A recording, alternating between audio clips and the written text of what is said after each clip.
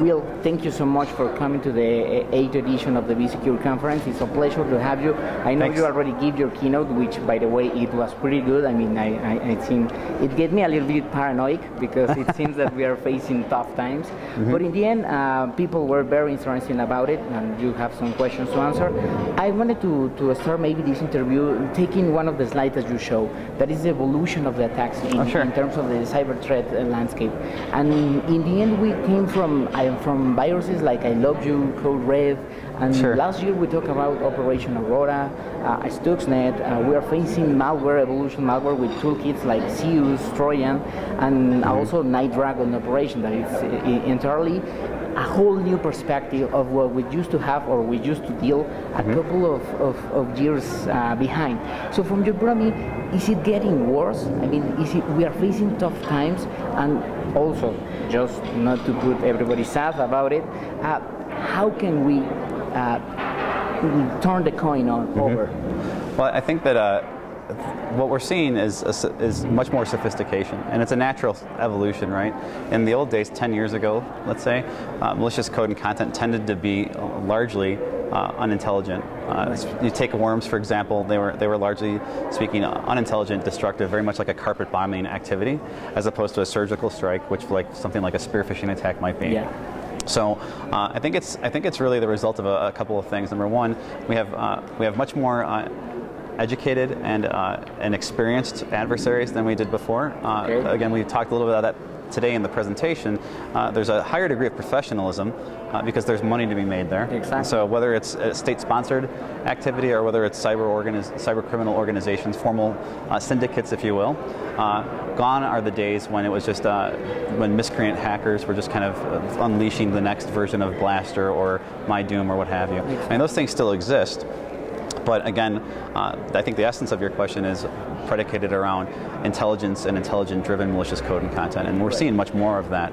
And we're also seeing, in much more great degrees, the invocation of non-traditional techniques, such as those that take into consideration the human factor much more than we saw in the past, marrying non-technological attacks with things that are very much in the domain of social engineering and other types of formalized intelligence. So it is a new era. The stakes are high, but there are some good people doing some good work to help us do. And that's what I wanted to ask you next. I mean, the cyber crooks has been evolving. They're really a bit smarter. They're well organized because, as you already say, there are money, and when the premises says follow the money, and maybe you will find where the criminals are. But on the other hand, companies and also IT companies such as HP has been investing a lot in revolution the way technology works in order to prevent against, as you already said, advanced persistent threats, the famous ATPs. So from your point of view, can we reach a point when with technology, because I mean, one of the things that we see in the bSecure conference is that the CISO has to deal with, the Chief Information Security Officer has to deal with not only technology, but also infrastructure, but also IT consumerization with mobile devices, tablets. I mean, it seems pretty complex, policies and government regulations. Do you think technology could reach a point when it can gather all the things that are challenging the professionals, the IT professionals, in order to make it easier their work? I mean, not to be concerned every day of what is going to happen next. I mean, if it's a new code or a new cyber attack for their companies or for their business, they have the ability to protect it. I do. I think that we're very fortunate to be a part of Hewlett-Packard, largely based on what you said earlier. They've made a significant investment in us, and they allow us a lot of latitude to work with our peers like ArcSight and Fortify and WebInspect to continue innovating new products. So within our own domain, we innovate, and then we have the opportunity to, in a cross-pollinated manner, innovate together.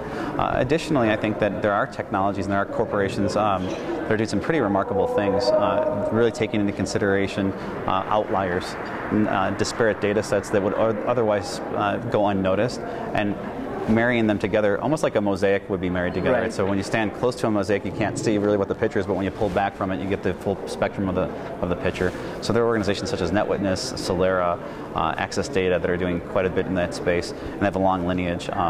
Certainly, we work with a lot of those organizations, and we're exploring different avenues for visualization, with the end game being able to make the CISO's life and the operational security engineer or analyst's life much easier, because we do understand that it's a challenging problem. It's a voluminous area, information security, right. And you can't be everywhere at once.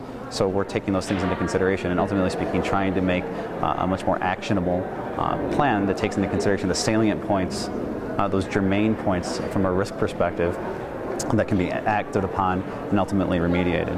Excellent. And now that you mentioned this, I think it's another important topic, that in the end, corporate enterprise, I mean, big companies like HP, Coca-Cola, McDonald's, they are huge, they are all around the world.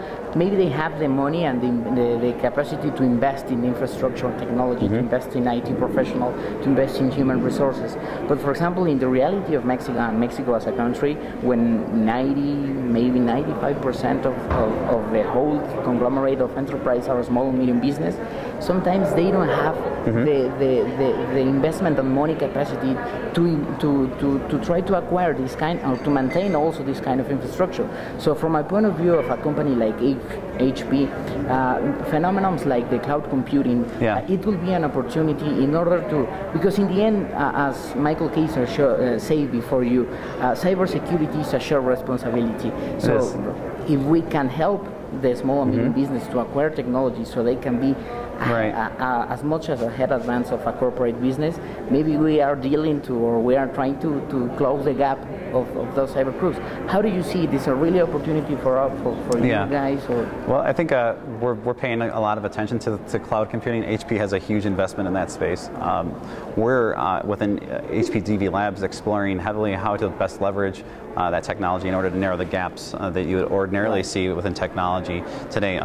If you take silicon and silicon-driven solutions, regardless of whose they are, there's always a generation gap between what you have in the box and what's being rolled out from a silicon manufacturer. Exactly. So we're looking at things differently in order to approach that problem in a much more agile manner that will, ultimately speaking, allow small to medium-sized enterprises to act much more responsibly and ultimately in a proactive manner, as opposed to being caught off guard. Right. And that will involve maybe the introduction of non-traditional technologies, or maybe just the introduction of many traditional technologies married with non-traditional technologies in a cloud or a hosted forum that can be leveraged in a very, very effective manner. Excellent. So we're absolutely investing in that space. Excellent. Well, it's great to hear that. And finally, we will, just not to take you any more of your time, because I know you're kind of busy. I hope you can stay here with us. But I also wanted to tell you, from your point of view as an expert that you know the field, you showed the slide of how the cyber threats evolve.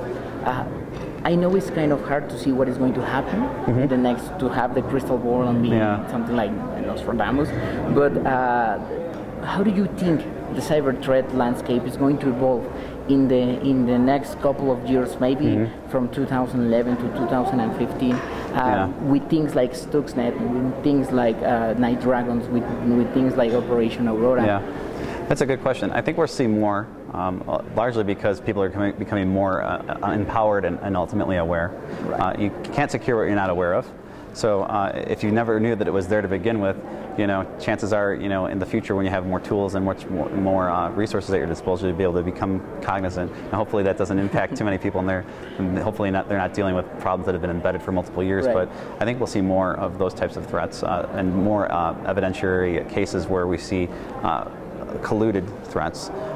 Additionally, I think we're going to start to see, you talked about consumerism earlier, and consumerization in the IT space. I think we're going to start to see, we started to see this a little bit a few years ago with botnet migration into the mobile space, but I think we're going to start to see that in a tremendous clip, exponentially. I think that smartphone technology is only going to become smarter, and as a result of it becoming smarter, people will become, candidly, more lackadaisical, and that's dangerous. So we have to be cognizant of that advancing threat vector as well. In the old days, we used to talk about architecture in terms of core distribution and access layer and perimeters. Well, where is the perimeter today, right? I mean, you know, you and I are the perimeter, right? This is the perimeter. I mean, there is no perimeter. Exactly. You know, so we have to take a new approach and really adjust our thinking to what those new paradigms look like. But I think we will see more attacks like that, and I think we'll start to see the introduction of new vectors such as mobility. And I hope let's see also new ways to protect the information. Yeah, absolutely. That it's, as you already say, not in the bound of a perimeter. It's widespread through devices, through internet. Absolutely. Excellent. Well, thank you so much once again, Will. Muchísimas gracias por ver esta entrevista y recuerden toda la cobertura del evento bSecure Conference, la octava edición, estará disponible en www.bsecure.com.mx y también en www.netmedia.info. Muchísimas gracias. Hasta la próxima.